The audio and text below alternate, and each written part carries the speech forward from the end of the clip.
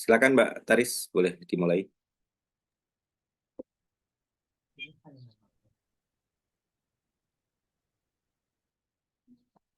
Baik, bismillahirrahmanirrahim. Assalamualaikum warahmatullahi wabarakatuh. Selamat pagi semuanya.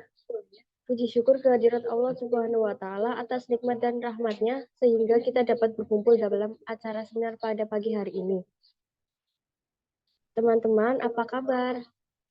Sehat dan bahagia ya, Alhamdulillah. Kita ucapkan selamat pagi dan selamat bergabung untuk para peserta yang sudah hadir pada kesempatan pagi hari ini. Terima kasih atas kehadiran dan partisipasinya pada acara seminar pagi hari ini dengan tema Tips Mudah Digital Marketing. Dengan sangat antusias sekali pada kesempatan pagi hari ini, saya, Taris Candika Sari, akan menjelaskan acara seminar pada pagi hari ini hingga sampai selesai nanti.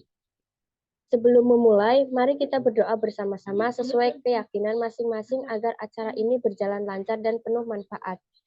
Berdoa dimulai.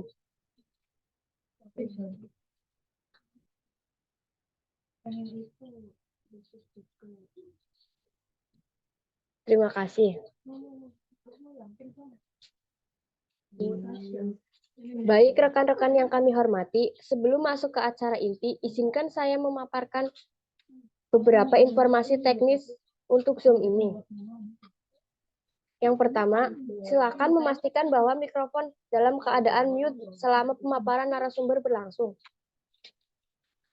Yang kedua, jika ada pertanyaan dapat disampaikan melalui fitur chat atau Q&A dan akan bisa kita bahas dalam sesi tanya jawab nanti. Yang ketiga, pastikan koneksi internet stabil agar pengalaman seminar ini lebih nyaman. Tema seminar kita hari ini sangat relevan dengan perkembangan zaman. Saat ini banyak orang yang mampu memanfaatkan teknologi untuk berbisnis. Dengan adanya berbagai platform digital, peluang untuk menjalankan bisnis di era digital menjadi semakin besar. Seminar ini bertujuan untuk memberikan wawasan dan inspirasi kepada kita semua agar bisa mengikuti jejak sukses tersebut. Baik, mari kita perkenalkan narasumber yang sudah hadir bersama kita ini. Beliau ini adalah Bapak Hanifuddin, selaku owner Benlaris Digital Academy, yang sukses mengembangkan bisnis dari digital. Bapak Hanifuddin akan berbagi pengalaman dan tips tentang bagaimana tips mudah untuk digital marketing.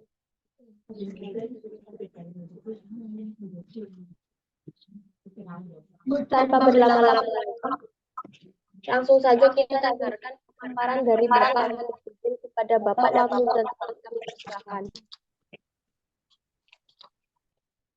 Oke, baik. Terima kasih Mbak Taris. Terima kasih teman-teman yang sudah hadir di sini. Ya.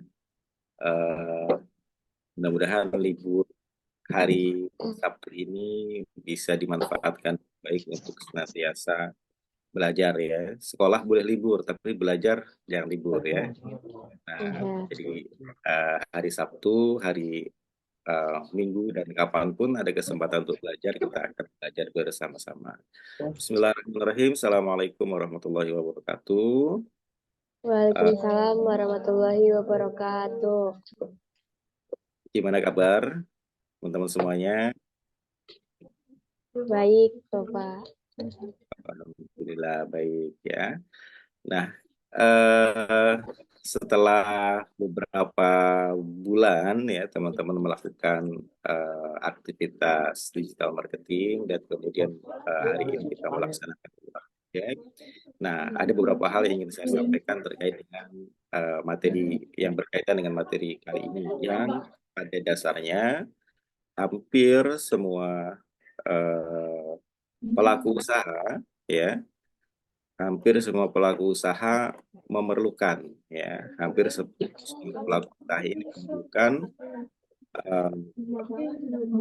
yang namanya pemasaran ya. Jadi kalau di beberapa sekolah barangkali mungkin ya ada jurusan-jurusan yang spesifik, namun yang tidak bisa ditinggalkan ini adalah di sisi pemasaran. Nah, kalau di sisi pemasaran ini berarti kaitannya kalau kita berbicara kondisi kekinian adalah ya dengan menggunakan media digital. Nah, eh, layar apakah sudah terlihat? Sudah terlihat, Pak. Sudah terlihat ya. Iya. Oke. Nah, eh, sesuai dengan tema yang kita akan bahas hari ini, ya, kita akan berbicara bagaimana tips mudah digital marketing untuk UMKM, ya. Nah, tentunya ini menjadi salah satu bekal juga buat teman-teman, atau kalau misalkan di sini ada pelaku usaha, ya, boleh tuliskan di kolom chat kalau misalkan di sini ada pelaku usaha, owner bisnis, dan mungkin dari marketing, bisa dituliskan di kolom chat, ya, nama dan asalnya dari mana, ya.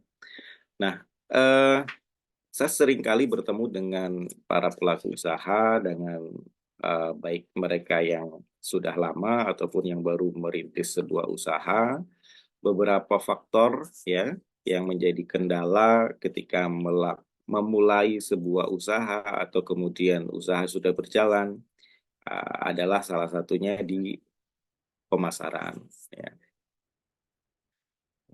Beberapa hal lain itu sekarang sudah cukup bisa diatasi, ya, dari aspek legal, ya, kemudian keuangan itu sudah ada beberapa aplikasinya, ya.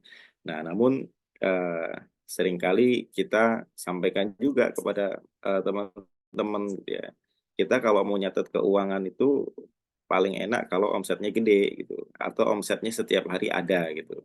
Tapi kalau misalkan omsetnya nggak ada, mau nyatet itu rasa-rasanya nanti banyak bolongnya gitu, ya, setiap tanggalnya gitu.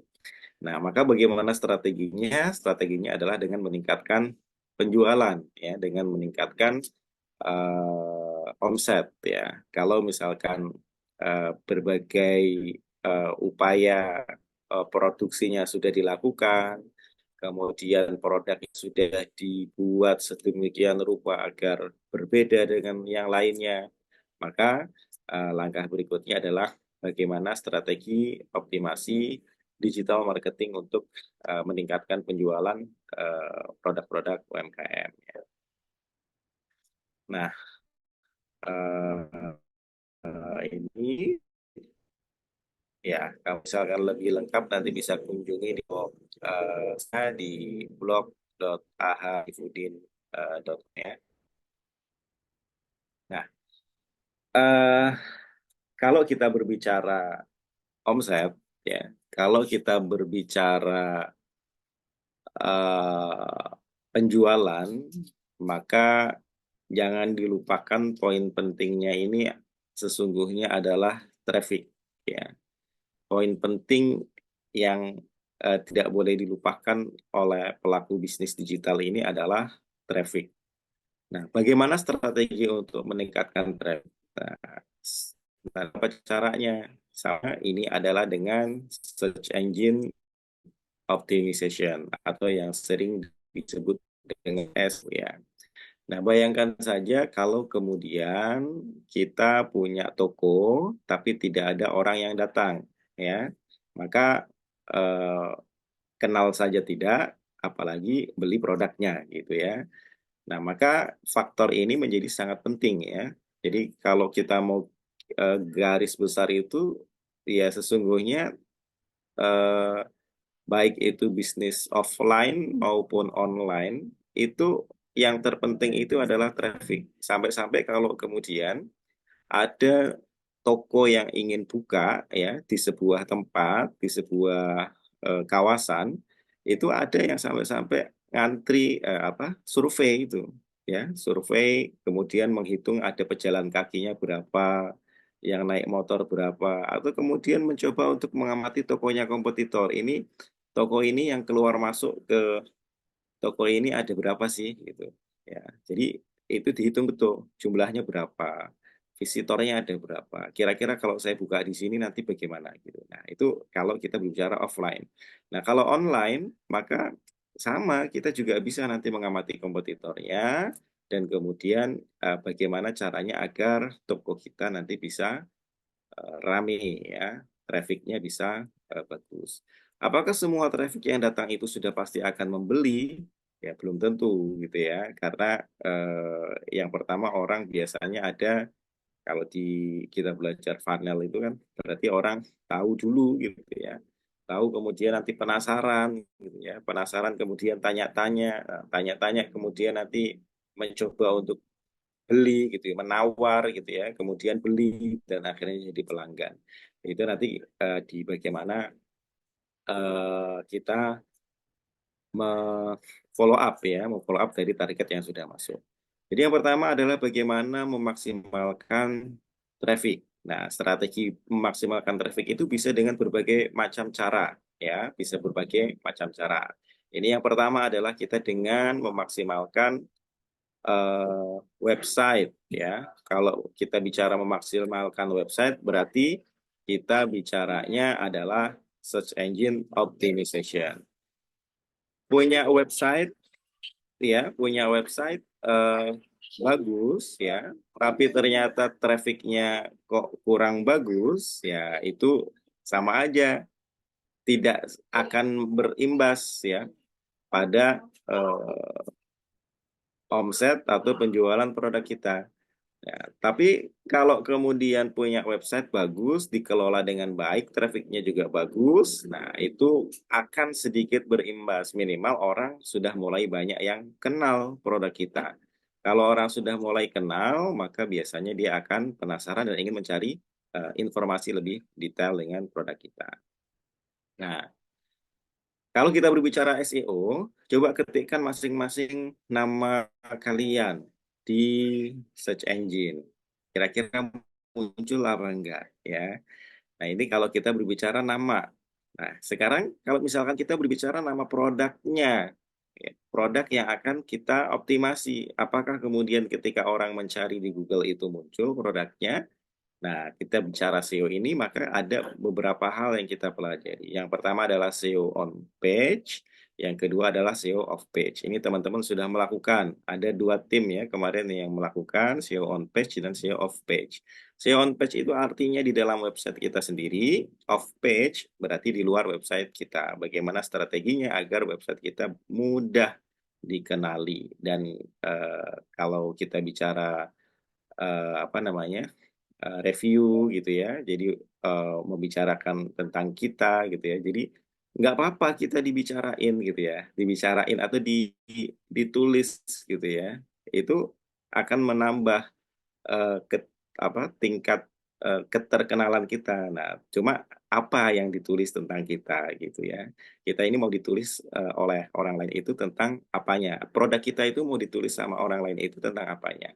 Nah, kalau kemudian produk kita sudah ditulis sama orang lain, maka disematkan juga link menuju ke website kita. Nah, kalau kita belum punya website, apa yang mau disematkan? Orang hanya tahu saja, tapi kemudian nanti tidak mengunjungi alamat kita, gitu ya.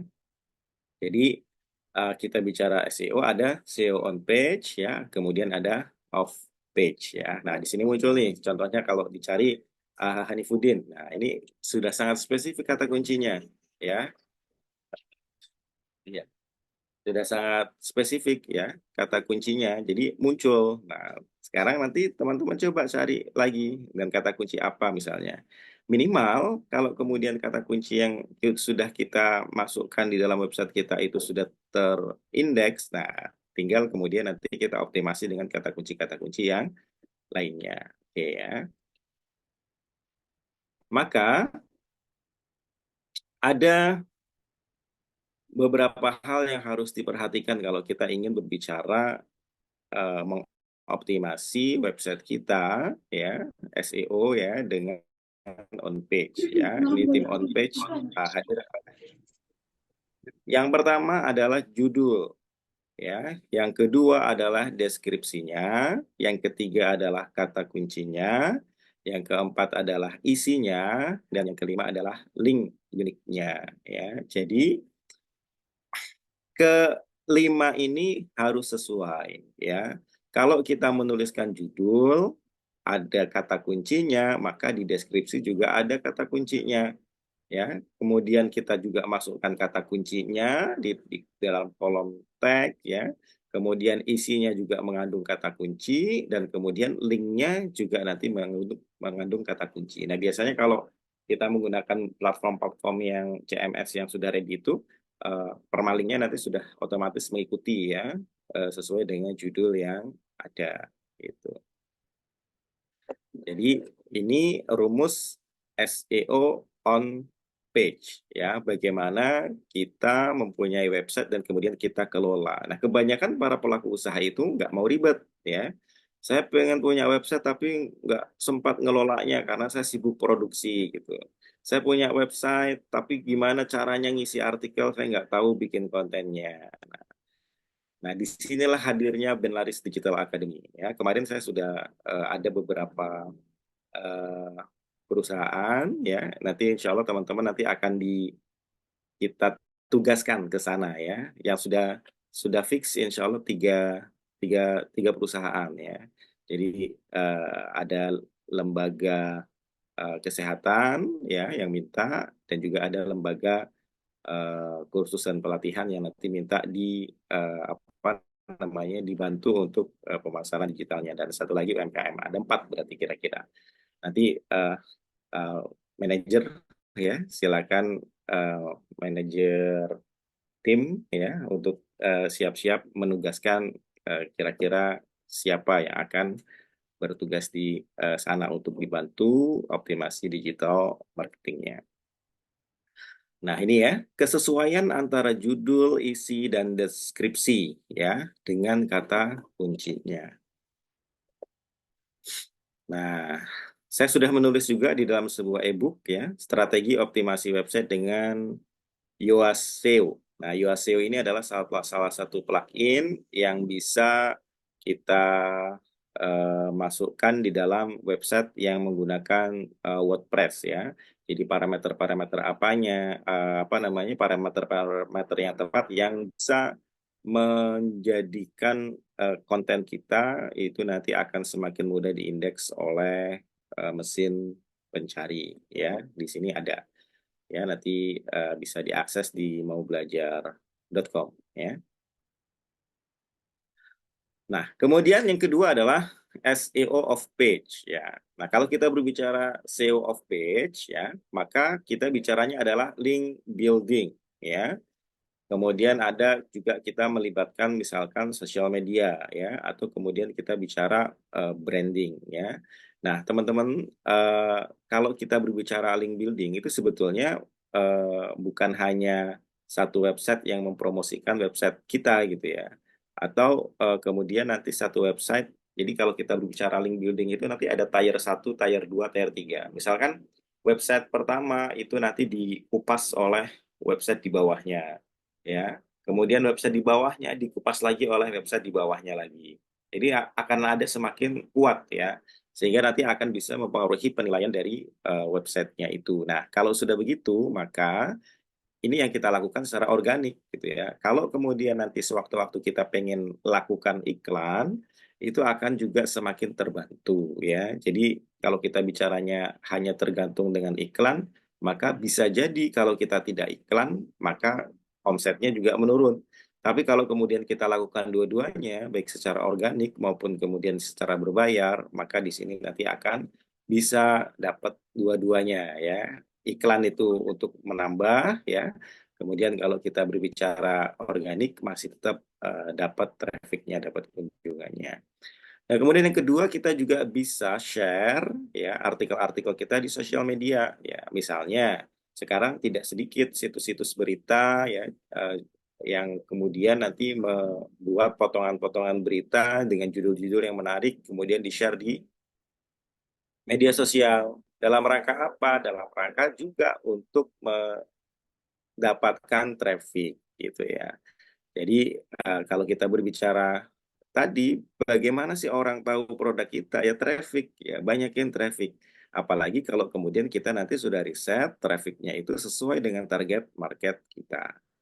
Nah, yang ketiga adalah branding, ya. Maka kalau kita berbicara branding, ketika kita memposting sesuatu di baik itu di website, di sosial media, gunakan eh, identitas yang sama, warna yang sama ya. Misalnya kita posting di sosial media untuk website maubelajar.com. Identitas warnanya apa nih? Ya, antara orange sama misalnya ungu gitu ya. Nah, maka pakai warna itu gitu ya. Terus ya, ada identitas warna itu. Kalau misalkan teman-teman melihat ada toko warnanya biru, putih, kuning. Nah, itu sudah jelas tuh.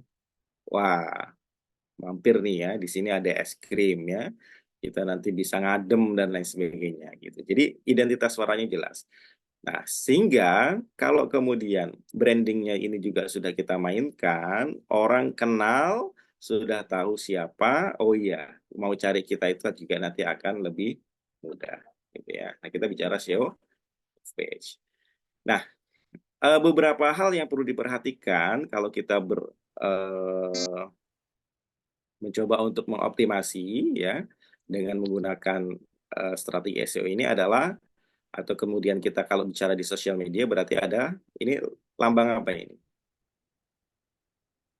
Hashtag ya, tagar atau kita juga bisa sebut bicara tentang keyword ya. Maka keyword ini menjadi salah satu kunci ya, tidak asal ya kalau kita menentukan keyword dan kemudian keywordnya juga disesuaikan ya. Misalnya kalau kita jualannya gorengan, gorengan apa sih? Bakwan, bakwan. Bakwan kalau di sini namanya bakwan ya, kalau di Pemalang ya.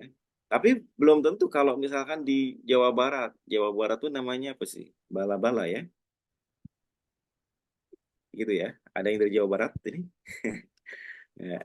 Jadi kita sesuaikan gitu. Target market kita di mana? Kalau misalkan kita mau jualan bakwan, tapi target marketnya itu hanya wilayah di sekitar Jawa Barat saja gitu ya, ya berarti pakainya bala-bala gitu ya. Nah, jadi sesuaikan aja kata kuncinya apa. Dan kemudian nanti kita bisa riset keyword ya. Eh, mana yang kira-kira sesuai. Nah, ini beberapa tools yang kita gunakan untuk riset ya. Ada Semrush, ada Ubersuggest, ada Ahrefs ya, Keyword Tool, ada Google Keyword Planner dan lain sebagainya. Nanti teman-teman bisa gunakan ini. Nah, apakah boleh digunakan semuanya? Akan semakin bagus perbendaharaan keyword yang nanti akan dioptimasi di dalam website kita ketika kemudian kita mendapatkan rekomendasi dari beberapa tools-tools yang ada. Maka biasanya kalau kita riset keyword, catat semuanya keyword yang berpotensi untuk kemudian menjadikan kita punya traffic yang bagus, yang sesuai dengan produk kita. Ya. Nah, di sini juga sudah kita sediakan juga ya. Kira-kira nanti kalau misalkan kita riset keyword, nanti dicatat nih. Kalau kita pakai Google Sheet ya, itu akan lebih mudah. Begitu kita dapat beberapa keywordnya langsung di copy ke Google Sheet. Nah, keyword-keyword itulah yang kemudian nanti akan dioptimasi dengan menggunakan tadi, misalkan kalau kita bikin uh, apa namanya artikel. Nah, mana nih keyword yang belum kita tulis ya, satu, dua, tiga gitu ya. Nah, dari beberapa keyword itu, maka pastikan hadir ada di dalam website kita untuk dioptimasi ya, yang relevan dengan produk kita. Oke. Nah, kemudian kita juga bisa menggunakan tools Google Trend ya. Nah, Google Trend ini misalkan kita bicara produk kopi. Ada kopi Robusta, ada kopi Arabica. Mana sih yang banyak secara tren pencarian? Ternyata banyak yang cari kopi Robusta gitu ya. Nah, ini juga teman-teman nanti bisa bandingkan antara satu kata kunci dengan kata kunci yang lainnya. Kira-kira mana dan daerahnya mana? Misalnya, kopi Robusta itu yang daerah pencariannya yang paling banyak itu di daerah Bengkulu gitu. Maka ya saya akan pastikan aja pasar saya di Bengkulu untuk kopi Robusta gitu ya. Jadi nanti saya bikin misalnya judulnya eh, kopi Robusta di Bengkulu misalnya gitu ya, atau siap kirim kopi Robusta ke Bengkulu dan lain sebagainya ya, bisa seperti itu. Nah, maka teman-teman semuanya, kata kunci tadi harus disesuaikan dengan siapa target market kita dan lokasinya juga berada di mana. Nah, disinilah teman-teman nanti di awal makanya teman-teman sudah membuat buyer persona, ya, sudah membuat customer audiensnya siapa saja terkait dengan produknya yang kira-kira nanti sesuai untuk menjadi target yang melihat postingan kita, yang melihat website kita, yang mencari produk kita, gitu ya. Target konsumennya di mana? Buat buyer personanya. Target marketnya jelas, harus bisa didefinisikan untuk usia berapa, ya, kemudian menengah ke atas apa ke bawah, penghasilannya berapa, hobinya apa, bagaimana cara dia menemukan. Nah, ini didefinisikan di dalam buyer persona, ya, membuat buyer persona, siapa target market dari produk kita, ya, identifikasi, ya, apa yang menjadi masalah utama. Saya sering ceritakan nih, ya, saya sering ceritakan. Kalau kita bicara terkait dengan produk, ya, produk anti nyamuk saja, ya, produk anti nyamuk itu maka ada beberapa permasalahannya gitu ya. Dari mulai yang bakar, ya, kemudian akhirnya ada yang nggak suka dengan asapnya, akhirnya ada yang semprot, ya, yang semprot kemudian juga ada yang nggak suka dengan baunya, kemudian ada yang elektrik, ya, yang elektrik juga ada yang nggak suka, ada kemudian yang raket, ya, biar sekalian olahraga katanya gitu ya, dan macam-macam yang lainnya gitu ya. Ada yang lotion gitu ya. Jadi dari beberapa permasalahan itu kemudian nanti akhirnya akan bisa menciptakan produk yang lain ya. Masalah apa yang dihadapi oleh customer kita. Kemudian apa tujuan pelanggan ya ketika kemudian mencari produk seperti yang kita punya misalnya. Produk seperti apa sih yang dicari oleh pelanggan yang punya masalah seperti ini gitu ya. Nah, kemudian solusinya apa? Nah, ini contoh buyer personanya. Misalnya adalah Lisa. Lisa ini punya profil perempuan, usianya 35, kerjaannya sebagai seorang desain grafis, ya, kemudian tinggalnya di kota metropolitan. Ini contohnya untuk produk kopi seperti ini. Nanti teman-teman untuk produk yang lain juga disesuaikan. Jadi uh, ini adalah langkah awal bagaimana teman-teman mengetahui produk dan kemudian siapa target pasarnya, ya. Kalau kemudian kita asal ngegas aja optimasi, tidak mengetahui siapa target pasarnya, maka bisa jadi tidak akan tepat sasaran ya promosi kita. Kemudian nanti juga konten-konten kita bisa jadi tidak sesuai, tidak relevan dengan audiens yang kita tuju. Ya. Nah, di sini ada bagaimana job sheet-nya untuk membuat buyer personanya ya. Nah, kalau kita sudah tahu tuh keywordnya, kemudian kita sudah tahu siapa target marketnya, berikutnya kita bikin nih copywriting-nya. Nah, bikin copywriting-nya, saya seringkali teman-teman bikin 3 detik pertama yang menggoda, ya, menggoda dalam arti menarik perhatian. 3 detik pertama, maka ini juga menjadi salah satu faktor kesuksesan konten kita, gitu ya. Nanti insya Allah kita akan bikin juga pelatihan konten kreator ya dan sertifikasi konten kreator. Mudah-mudahan di tahun ini masih bisa ada ya. Jadi bagaimana kita membuat copywriting yang menarik perhatian audiens ya, sehingga beberapa konten-konten kita bisa menghasilkan viewer yang banyak ya. Kemudian konten-konten kita bisa menghasilkan interaksi yang banyak juga gitu ya. Kemudian bisa mendatangkan traffic atau penjualan. Nah, ini penting juga buat teman-teman yang pengen belajar affiliate ya misalnya. Nah, dengan menggunakan konten-konten dan media sosial yang sudah ada ya, sekarang bisa kita optimalkan. Belajar copywriting itu yang sering banyak dipakai. Ini banyak modelnya ya, tapi yang sering banyak dipakai ini adalah teknik AIDA, ya, kemudian FAB dan PAS. AIDA itu apa AIDA? Singkatannya apa? Boleh? Ada yang ingin menjawab? Biar nggak ngantuk. Boleh juga dituliskan di kolom chat.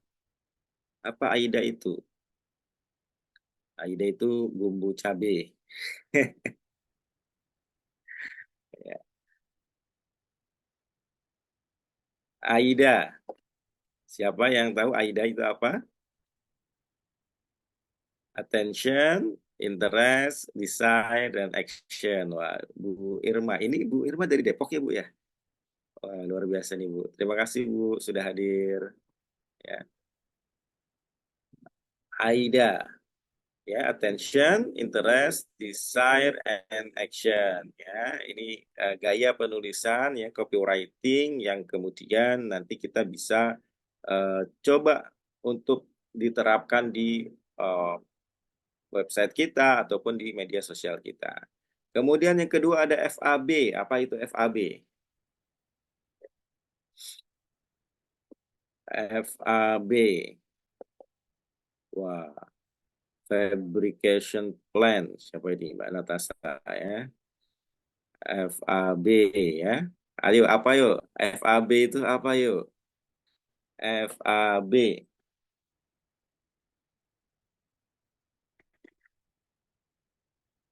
Siapa yang tahu FAB?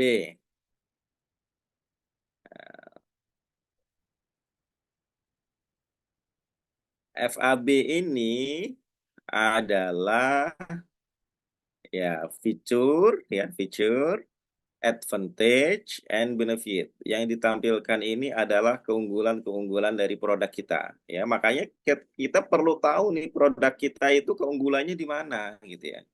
Produk kita ini unique value-nya di mana? Yang membuat berbeda dengan produk yang lain itu apa? Sehingga kita bisa rumuskan dalam membuat copywriting FAB seperti ini. Fitur, ya, advantage, and benefit. Kemudian yang ketiga adalah pas. Nah, pas. Pas ini apa ini pas?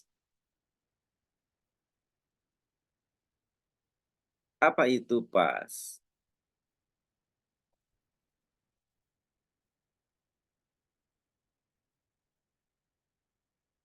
Pas itu pas, gitu ya.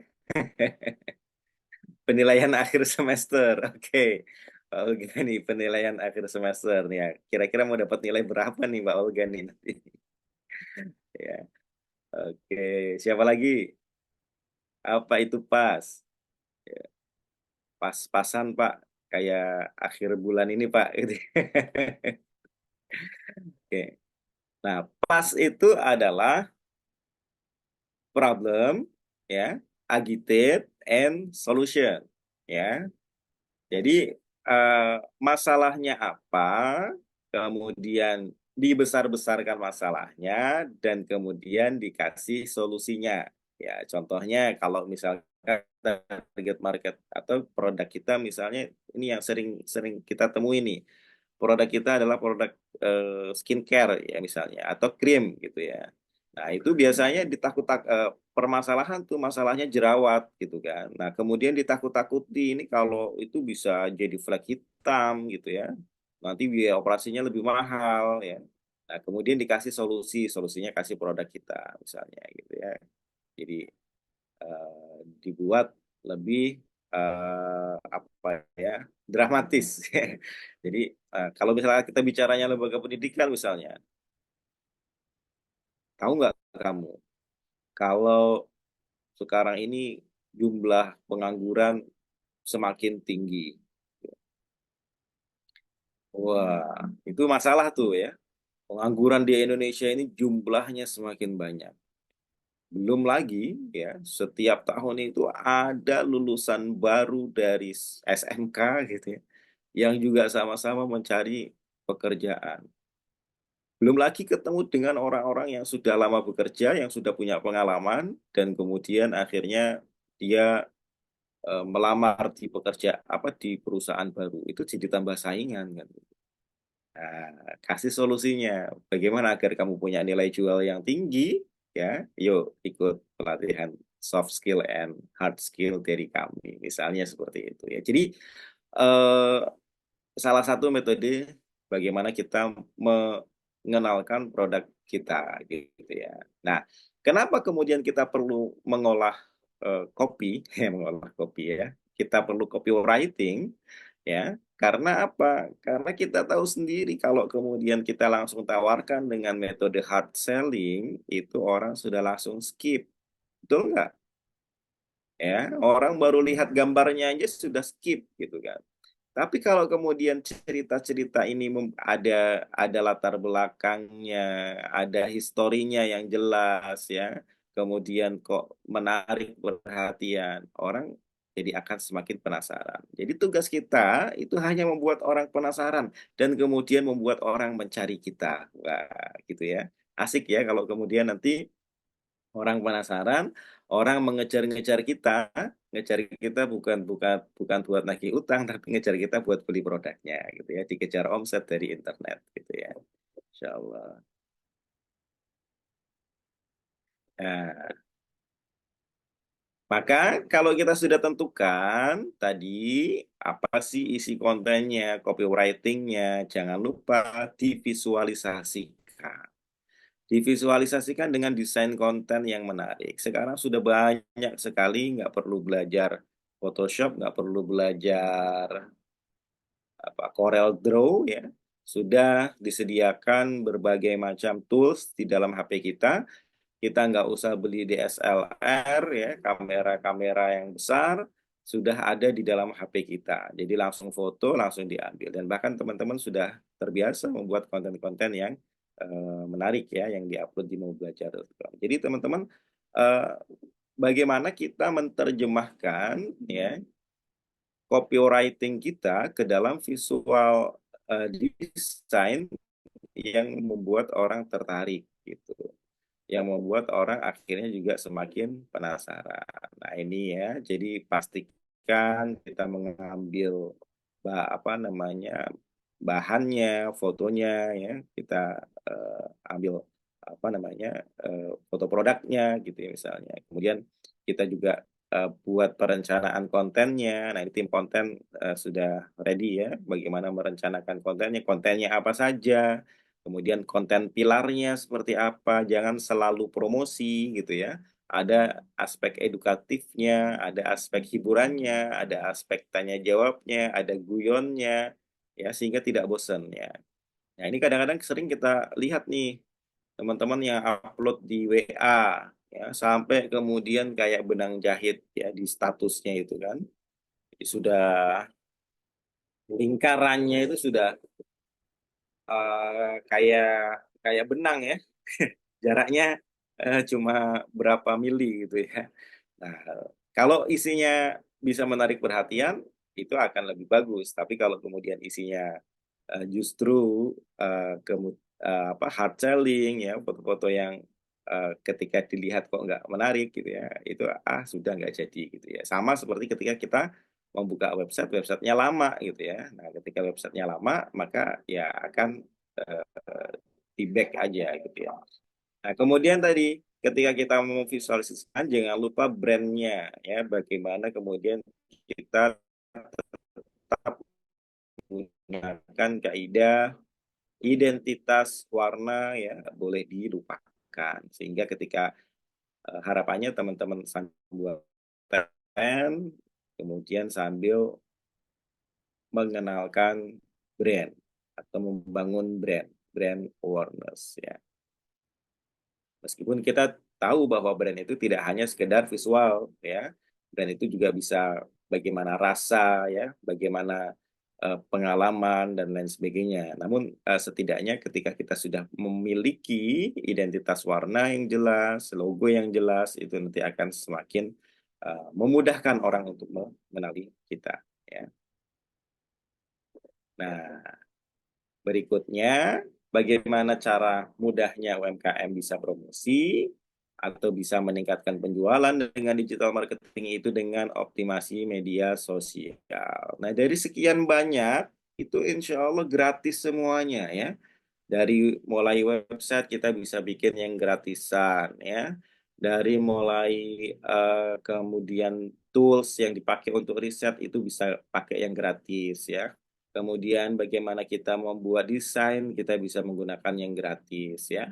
bagaimana kita menggunakan sosial media, daftar sosial media juga gratis. Nah, seringnya kita ini sudah punya sosial media, sudah punya akunnya, tapi nggak mau diisi.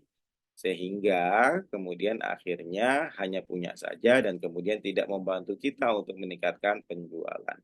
Nah, sebagaimana fungsinya media sosial itu untuk mengenalkan satu sama lain ya, orang berpindah nih dari kehidupan nyata ke kehidupan maya gitu ya. Jadi orang kalau punya apa-apa nitip simpen di sini katanya gitu ya. Foto lagi jalan-jalan itu kan kehidupan nyata. Kemudian nanti disimpan di dunia maya ya. Yang akhirnya ketika kemudian di dunia maya itu juga akan semakin punya peluang untuk berteman dengan orang-orang baru, baik yang pernah tahu sebelumnya ataupun yang belum tahu sebelumnya, atau kemudian juga bisa mencari peluang mencari atau ketemu dengan orang-orang yang sudah pernah kenal dan kemudian belum ada kontaknya gitu ya. Misalnya teman-teman beda kelas di SMK misalnya, teman-teman yang apa namanya di SMP misalnya, atau di kampus yang apa namanya beda beda jurusan tapi masih satu alma mater. Nah, itu juga bisa gitu ya, berpeluang, berpotensi untuk kemudian semakin menyebarkan. Nah, maka harus harus ada eh, keseimbangan nih antara konten yang kita buat juga dengan pertambahan jumlah teman atau follower yang ada di akun media sosial kita. Sehingga jangan sampai saya sudah posting udah banyak tapi kok nggak ada yang lihat ya. Lah temannya ada berapa, followernya ada berapa gitu ya. Jadi itu juga harus dievaluasi. Namun kita bisa menambah follower itu dengan mengoptimasi konten di sosial media. Bagaimana caranya kita mengoptimasi sosial media kita? Ya, nah ini ada beberapa hal yang bisa kita lakukan. Jangan dilupakan. Yang pertama, profilnya kita lengkapi. Profil di media sosial kita dilengkapi. Kemudian gunakan nama yang jelas. Jangan pakai nama yang apa sih bahasanya alay ya. Ya gitu ya dan lain sebagainya ya. Gunakan nama yang jelas, yang detail gitu ya. Jadi siapa kita? Apalagi kalau kita berpikir membangun brand personal ya, personal branding, maka harus jelas namanya siapa gitu ya. Nah, kemudian ada biografinya ya. Kemudian kalau perlu tambahkan link. Kalau linknya websitenya belum ada, tambahkan eh, pakai bio, link bio ya. Sudah banyak fasilitas yang bisa dipakai. Nah, kemudian yang kedua, kita juga siapkan kontennya, bikin konten pilar yang kira-kira kalau misalnya kita mau desain agar tampilannya seperti apa, itu juga nanti bisa ya. Kan ada yang sampai didesain misalnya nanti jadi kayak zigzag gitu ya, putih biru putih biru putih biru gitu ya. Nah, itu direncanakan. Tidak serta-merta kemudian kita punya konten langsung diupload dan lain sebagainya gitu ya. Ada perencanaan kontennya dan kemudian nanti konten apa saja yang akan dimasukkan di sosial media kita. Baik itu membangun brand personal maupun usaha atau produk. Kemudian berikutnya adalah jangan lupa konsisten ya. Jadi kalau sudah kita punya perencanaan maka insya Allah konsisten ya. Karena stok stok kontennya sudah semakin banyak juga gitu ya. Nah, kontennya banyak tinggal konsisten. Nah, kalau misalkan kita lupa, takut lupa, maka ada beberapa tools yang bisa kita gunakan untuk menjadwalkan ya. Jadi nanti setiap hari otomatis kontennya sudah akan terupload. Nah, berikutnya adalah interaksi ya. Ini faktor penting juga ya, interaksi di dalam sosial media. Nah, bisa juga kita kolaborasi ya. Nah, ini iklan nih yang berbayar nih. Nah, ya, bisa kita iklankan untuk boost ya, untuk mendorong konten kita, atau kemudian kita bisa dengan menggunakan IG Shop dan jangan lupa kita lakukan evaluasi, analisis ya, analisis bagaimana kondisi sosial media kita, tingkat interaksinya bagaimana, engagementnya seperti apa gitu ya. Nah, oke. Jadi itu ada beberapa ya. Kita sudah belajar berapa tadi? Bagaimana untuk memaksimalkan traffic. Yang pertama website ya, dengan beberapa faktornya termasuk kata kunci dan lain sebagainya. Kemudian yang kedua dengan menggunakan media sosial ya, menggunakan media sosial. Kemudian yang ketiga kita menggunakan Google Business Profile ya. Google Business Profile ini adalah satu tools juga yang sangat ampuh bagaimana mengenalkan bisnis kita di tingkat lokal ya, sehingga kemudian nanti diarahkan ke eh, alamat kita atau kita sebutnya bisa dengan Google Maps. Nah, bagaimana strategi optimasinya? Sama dengan sosial media ya, dengan menggunakan profil yang jelas ya. Kemudian kita sertakan keywordnya, kita berikan update fotonya, kita jangan lupa minta ulasan ya. Kemudian kita bisa menambahkan postingan ya. Dan kemudian kalau ada informasi-informasi yang baru jangan lupa selalu di-update ya. Sehingga ini menjadi sebuah media yang juga informatif. Nah, seringnya tidak sedikit para pelaku usaha itu yang hanya membuat saja, habis itu lupa, tidak dikelola, bahkan lupa email yang dipakai itu email yang mana yang untuk membuat Google Business Profile. Kalau dulu namanya Google My Business ya, saat sekarang Google Business Profile. Ini cukup ampuh ya kalau kemudian kita ingin mendatangkan orang-orang yang ada di sekitar atau pengen cari ke alamat kita atau bahkan pendatang yang kemudian sudah pernah kenal ya. Dan ini ada kombinasi nih. Di sosial media itu kita bangun brandnya, orang yang baru datang di situ penasaran dengan produk kita, nyari, ketemu Google Maps-nya, dapatlah ke alamat kita gitu. Jadi ini ada korelasinya ya antara satu media dengan media yang lainnya. Nah, berikutnya kita juga bisa menggunakan WA bisnis ya. WA bisnis ya, WA pribadi, WA biasa juga bisa ya. Namun kalau WA bisnis ini memang kan sudah disediakan untuk beberapa fungsi-fungsi yang lain ya, seperti katalog dan lain sebagainya. Nah, dengan WA bisnis ini harapannya kita bisa ya juga mengelola ya dengan beberapa fitur-fitur yang ada ya. Yang kita bisa broadcast ya, kita bisa update status ya, kita juga bisa iklan ya. Yang WhatsApp bisnis ini kan masih satu grup ya dengan Meta ya.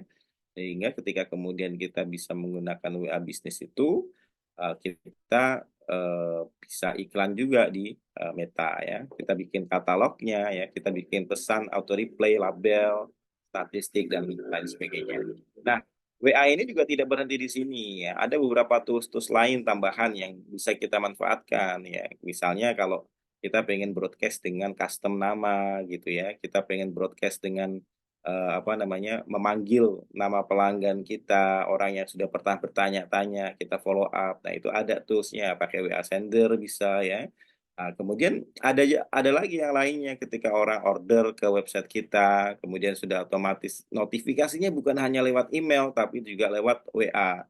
Nah, itu pakai WA Gateway ya. Nah, ini bagaimana intinya kita menjangkau pelanggan dengan media-media yang paling mudah digunakan oleh audiens kita ya, sehingga itu akan membantu meningkatkan kehadiran, meningkatkan traffic ya, membantu mempermudah komunikasi dengan para pelanggan-pelanggan kita ya. Nah, e-book strategi optimasi WhatsApp Story juga sudah saya tuliskan. Ini bisa diakses gratis di blog ahahanifudin.com ya. Silakan nanti bisa diakses ya. Ada nanti kalau misalkan diminta untuk mendaftar, nanti bisa ada pendaftar free dan nanti bisa diakses di ahanifudin.com panduan bagaimana kita menggunakan WhatsApp eh, dan bagaimana waktu-waktu yang tepat untuk kemudian kita memaksimalkan WhatsApp untuk membuat eh, status ya, update status. Oke, sementara itu ya teman-teman ya. Jadi sharing kita, diskusi sebagai bahan diskusi kita hari ini. Silakan kalau misalkan ada beberapa yang ingin ditanyakan ya. Kalau misalkan ada yang ingin didiskusikan, ada yang ingin ditambahkan, silakan. Boleh juga follow akun Instagram saya Hanifuddin dan websitenya ahahanifuddin.com. Oke, demikian Mbak Taris ya. Kami serahkan kembali waktu dan layarnya ke Mbak Taris. Ya, terima kasih Pak. Terima kasih banyak kepada Pak Hanifuddin atas materi yang sangat menarik dan informatif. Sekarang kita masuk ke sesi tanya jawab. Para peserta dipersilakan untuk mengetik pertanyaan melalui fitur chat atau Q&A, dan kami akan memilih beberapa pertanyaan untuk dijawab langsung oleh Bapak Hanifuddin.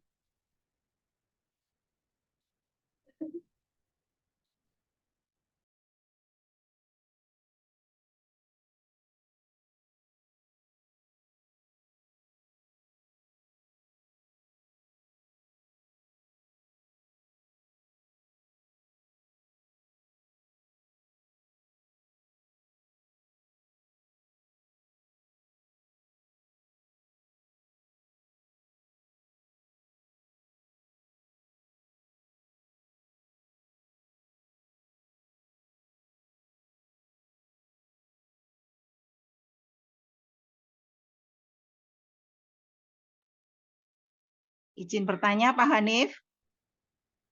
Saya Bu Latifah. Silakan Halo. Bu. Tapi maaf saya off cam ya Pak. Saya lagi di rumah. Apa aja Bu, monggo Bu, silakan.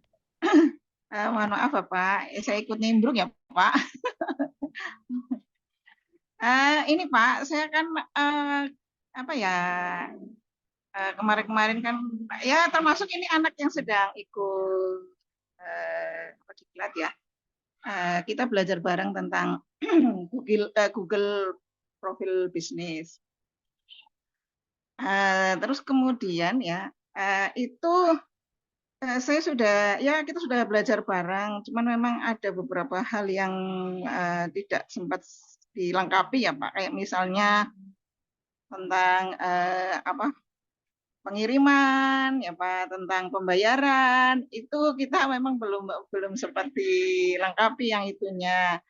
Terus kemudian ketika membuat deskripsi dari produk Pak, deskripsi produk itu apakah perlu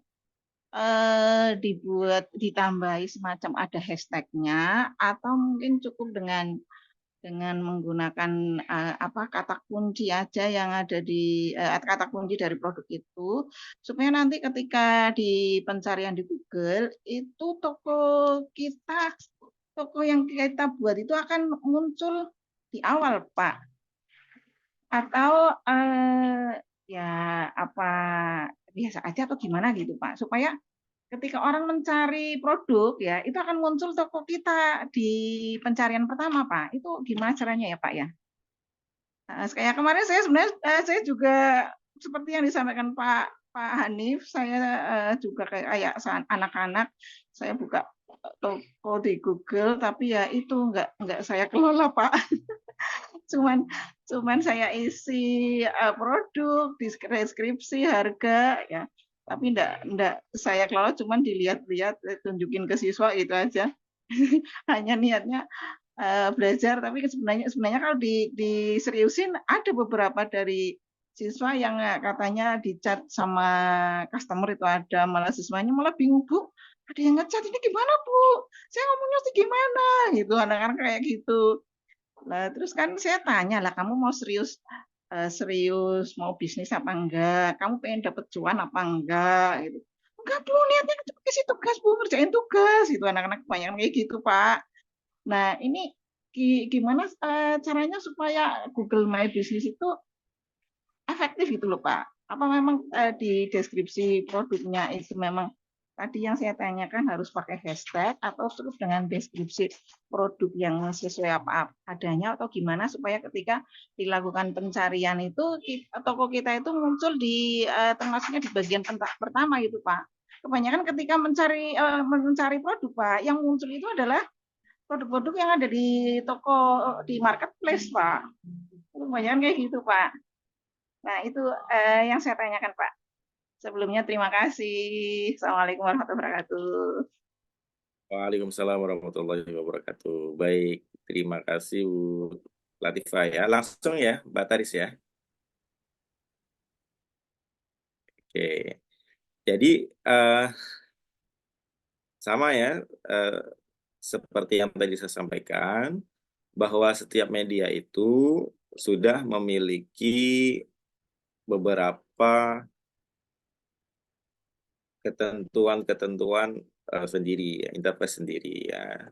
Nah, seperti halnya tadi di media sosial, maka ketika kita memang serius ya, maka lengkapi profilnya. Nah, lengkapi profil itu salah satunya adalah dengan deskripsi. Nah, deskripsi itu apa hubungannya dengan keyword? Buatlah deskripsi dan profil yang mengandung keyword. Sebagai contoh, misalnya toko oleh-oleh Pemalang ya. Nah, maka jangan dimasukkan keywordnya toko oleh-oleh Pemalang, toko oleh-oleh murah Pemalang, dan lain sebagainya. Jangan. Tapi buatlah di deskripsinya itu agar semenarik mungkin tetapi mengandung dua kata tersebut. Ya, misalnya toko oleh-oleh di Pemalang yang sudah berdiri sejak tahun 1970 menyediakan berbagai macam kebutuhan produk UMKM di Kabupaten Pemalang seperti apalagi gitu ya. Nah, itu mengandung kata kunci. Nah, itu dari satu sisi saja, dari sisi deskripsi. Nah, namanya kadang-kadang yang sering dipakai oleh pelaku usaha itu namanya adalah pakai nama brandnya dia. Sementara kita tahu bahwa brandnya dia itu belum banyak dicari, ya. Misalnya namanya adalah Toko Harum, ya. Nah, siapa yang mau cari Toko Harum di Kabupaten Pemalang kalau dia tidak pernah memperkenalkan Toko Harum? Kecuali tadi ya, seperti yang saya sampaikan ya Bu ya. Jadi di media sosial dia buat orang penasaran tentang Toko Harum, kemudian di Google dia cari Toko Harum. Tapi kalau kemudian belum ada yang kenal Toko Harum, maka carilah dengan menggunakan kata kunci toko oleh-oleh Pemalang, Harum misalnya, atau kemudian dalam kurung toko Harum gitu ya. Jadi kata kuncinya melekat juga di dalam namanya. Karena apa? Kenapa kita gunakan kata kunci itu di judulnya? Karena kita atau nama toko yang baru itu belum dikenal dan belum banyak dicari. Ya, nah kemudian di ulasan, ulasan itu juga mengandung kata kunci. Misalnya teman-teman yang sudah pernah ke situ, sudah pernah beli gitu ya, kemudian dikasih diskon 10% dengan menunjukkan ulasan yang menuliskan atau ada terkandung kata kunci toko oleh-oleh Pemalang. Gimana cara menuliskannya gitu ya? Berarti mengandung kata kunci toko oleh-oleh Pemalang. Toko oleh-oleh Pemalang yang harganya bersahabat, aksesnya mudah dan lain sebagainya gitu ya. Nah, nanti akan teridentifikasi oleh Google berapa kali kata itu sering dituliskan oleh para pelanggan kita, itu nanti akan kayak semacam ditandai gitu ya. Nah, itu ketika sudah ditandai, itulah kemudian nanti ketika dicari maka kita akan meningkat. Itu yang pertama. Yang kedua, kita juga harus tahu nih update-nya kompetitor kita. Nah, kompetitor kita ini sudah berapa lama dia menggunakan Google Maps ya.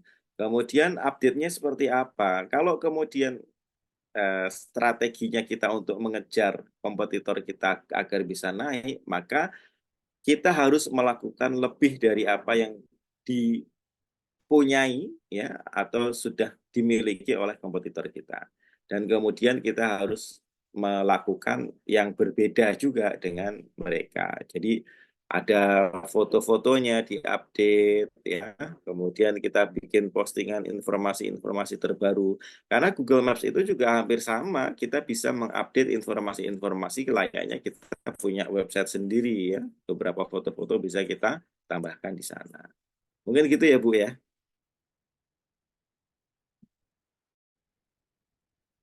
Oke. Ya, terima kasih Pak. Terima kasih atas pembahasan dari Pak Hanif, jawaban dari Pak Hanif. Ya, mudah-mudahan nanti kalau dengan Sama-sama Bu. dilengkapi profilnya, terus kemudian sering dikunjungi gitu ya Pak ya mungkin ya? Sering dikunjungi, dilengkapi Iya, profil, betul sering Bu. dikunjungi gitu ya Pak. Dan Nanti kan, diulas. ya diulas. Diulas, minta bintang 5 gitu ya. Oh iya, Sekarang kan bintang berbicara ya. iya betul Pak. Bintang benar berbicara. Ya, terima kasih ya Pak. Ya, mudah-mudahan anak-anak Sama-sama juga Bu. paham dengan yang sudah disampaikan oleh Bapak, bisa menyerap di dalam praktek yang dilakukan, bukan cuma sekedar menjalankan tugas-tugas dari sekolah, tapi juga memang benar-benar dipraktekkan dalam kegiatan mereka untuk berbisnis itu Pak. Ya, kebanyakan mereka hanya Siap sekedar Bu. menjalankan tugas, melengkapi kewajiban gitu aja Pak. Terima kasih Pak Hanif. Assalamualaikum warahmatullahi Baik, wabarakatuh. sama-sama Bu. Waalaikumsalam warahmatullahi wabarakatuh.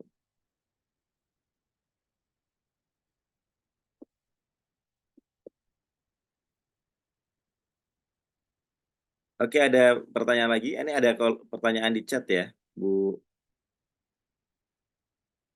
Siapa lagi nih? Bu Irma. Bu Irma boleh Bu Irma kalau mau langsung.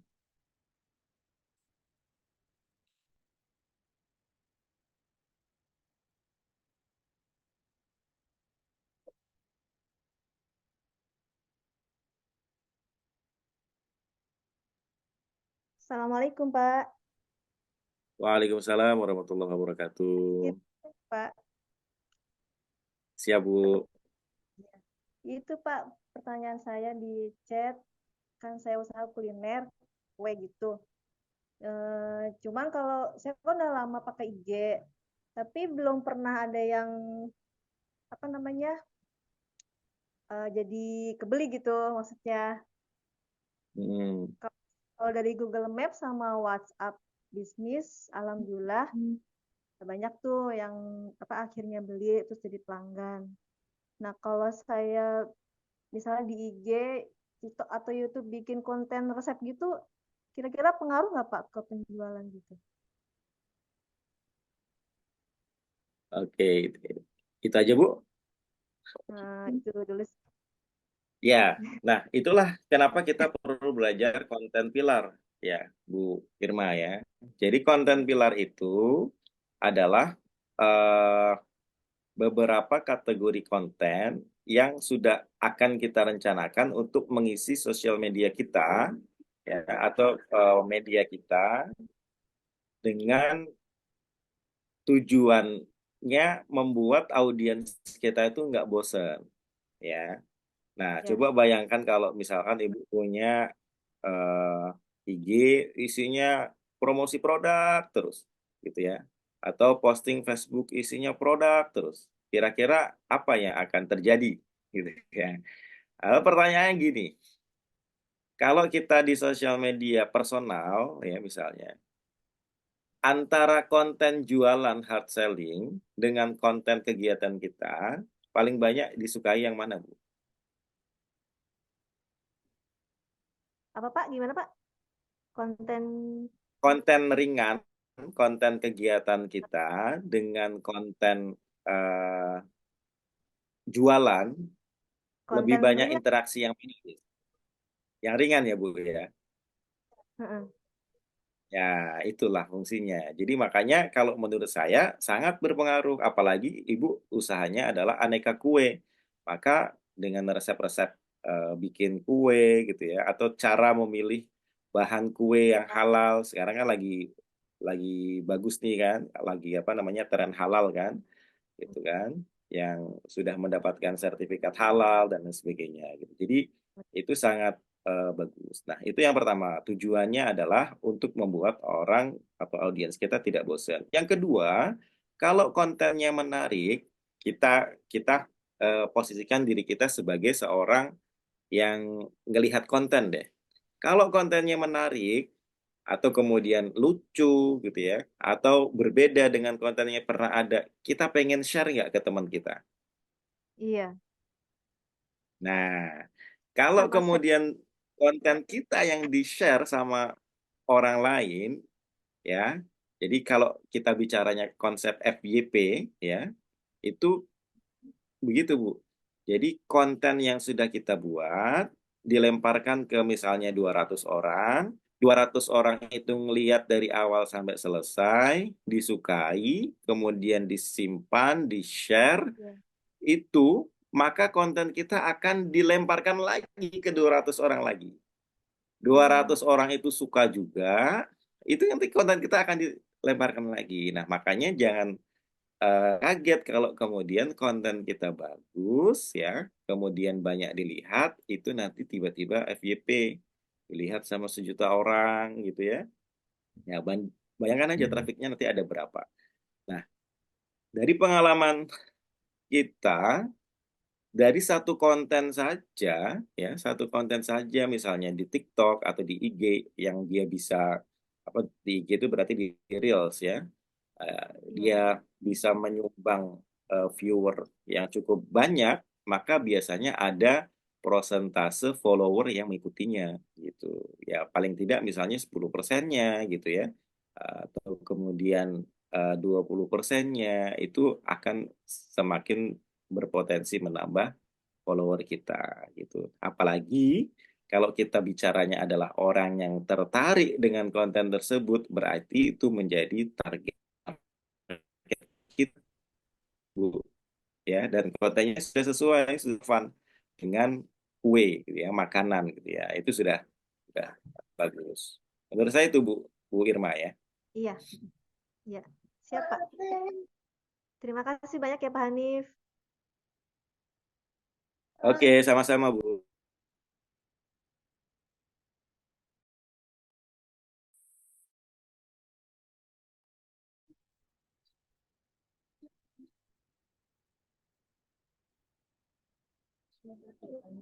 Iya, pertanyaan aku dari ini ada satu pertanyaan lagi, Pak.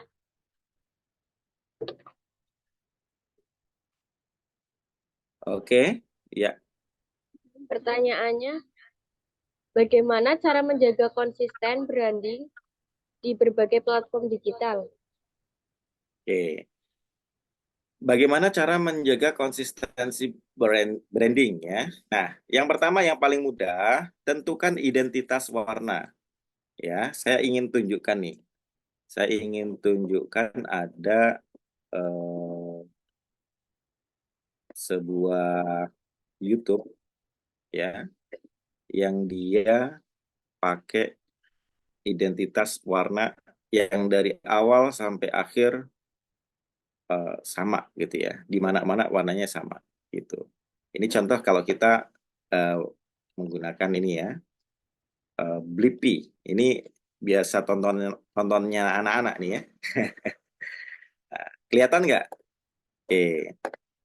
Apa yang dapat disimpulkan dari brandingnya Blippi ini? Ya. Di mana-mana dia menggunakan warna identitas apa ini? Orange sama biru, ya. Nah, sehingga sampai bajunya si Blippi ini juga sama. Identitasnya biru sama orange, ya. Nah, di logonya ini juga sama. Biru sama orange, ya. Di sini tulisannya, teks judulnya ini juga sama nih.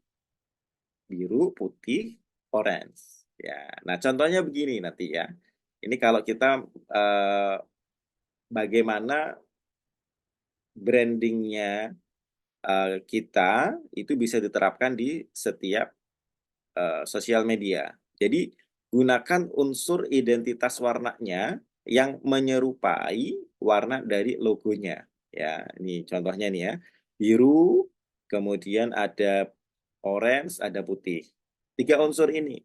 Nah, namanya identitas warna itu nggak boleh banyak-banyak, ya. Bisa 3 atau 4 ya, maksimal 4 aja lah ya, jangan terlalu banyak. Ada warna dominannya dan ada warna sekundernya ya, ada warna primernya, ada warna sekundernya yang mana ditentukan. Nah, seperti ini misalnya ada biru, ada orange. Warna warna dasarnya biru orange, warna lainnya bisa dengan menggunakan warna putih ya dan lain sebagainya.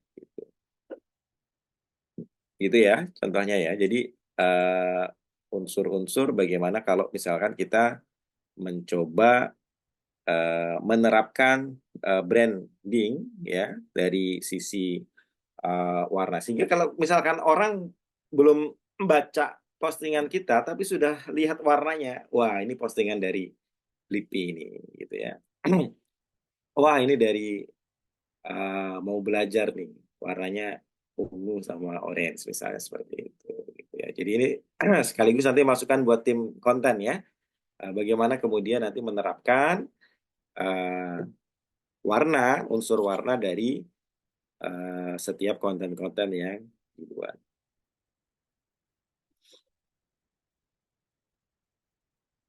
Oke, begitu Mbak Paris. Kalau sudah tidak ada, boleh kita tutup ya. Jadi terima kasih teman-teman semuanya, terima kasih Bapak Ibu semua. Mudah-mudahan kita bisa semakin banyak belajar, semakin meningkatkan potensi kita, khususnya di dalam kita meningkatkan kemampuan di bidang pemasaran di era digital seperti sekarang ini. Terima kasih, mohon maaf apabila ada yang kata yang kurang berkenan, ya. Kemudian apabila ada kesalahan, kami akhiri. Assalamualaikum warahmatullahi wabarakatuh. Tak kembalikan lagi kepada Mbak Taris. Ya. Terima kasih sekali lagi kepada Bapak Hanifuddin atas waktu dan ilmu yang telah dibagikan kepada kita semua. Semoga apa yang telah disampaikan bisa memberikan inspirasi dan motivasi bagi kita untuk mulai mengubah hobi menjadi sumber penghasilan yang berkelanjutan, terutama dengan memanfaatkan era digital ini. Terima kasih juga kepada semua peserta yang telah mengikuti seminar hingga akhir. Jangan lupa untuk mengikuti kami di Instagram kami dengan username _maubelajar.com untuk mendapatkan informasi seminar-seminar menarik lainnya. Sampai jumpa di acara berikutnya dan semoga sukses selalu. Selamat pagi. Wassalamualaikum warahmatullahi wabarakatuh. Waalaikumsalam warahmatullahi Wabarakatuh.